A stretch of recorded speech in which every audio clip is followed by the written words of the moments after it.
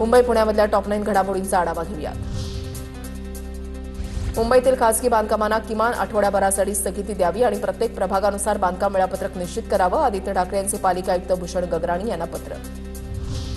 मुंबईतील हवा प्रदूषितच, हवेचा गुणवत्ता निर्देशांक मध्यम श्रेणीमध्ये। मुंबईतील हवा प्रदूषणामध्ये मागील काही दिवसांपासून वाढ, शहरातील कमाल तापमानामध्ये सुद्धा वाढ।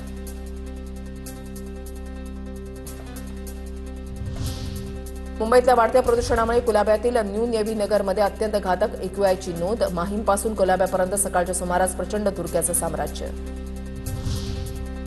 मध्य रेल्वे प्रशासन एसी लोकल प्रमाणे बंद दरवाजांची नॉन एसी लोकल प्रवासी सेवेमध्ये दाखल करणार। फेब्रुवारी महिना अखेरपूर्वी एक तर मार्च महिन्यामध्ये दुसरी नॉन एसी लोकल दाखल होणार असल्याची माहिती। ट्रेनमधून खाली पडून होणारे मृत्यू थांबणार।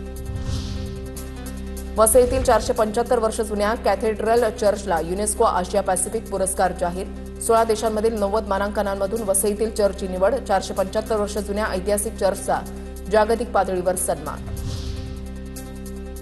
ठाण्यामधील नव्या सिव्हिल रुग्णालयाचं लोकार्पण 3 ते 4 महिन्यामध्ये होण्याची शक्यता। काही प्रशासकीय मान्यता प्रलंबित राहिल्यानं शिंदेंच्या वाढदिवसाच्या निमित्तानं 9 फेब्रुवारीला रुग्णालयाचं उद्घाटन रखडलं। मुंबईच्या सरकारी रुग्णालयांच्या शवागृहामध्ये सध्या 107 बेवारस मृतदेह। वर्षभरापासून अंत्यविधीच्या प्रतीक्षेत। वर्षभरापासून ओळख पटेना। पोलीस आयुक्तांकडून संबंधित पोलीस ठाण्यांना तातडीनं आवश्यक कायदेशीर प्रक्रिया पूर्ण करण्याचे आदेश। इंडिगोकडून उन्हाळी हंगामामध्ये अनेक सेक्टरमधील आंतरराष्ट्रीय विमानसेवा बंद। पुणे ते बँकॉक विमानसेवा आता राहणार बंद। विमानसेवा बंद करण्याचे कारण अस्पष्ट। पुणे रेल्वे स्टेशन फ्लॅट क्रमांक 1 जवळील एका हॉटेलमध्ये आग लागल्याची घटना। अग्निशमन दलाकडून आगीवर नियंत्रण। सुदैवानं कोणतीही जीवितहानी नाही।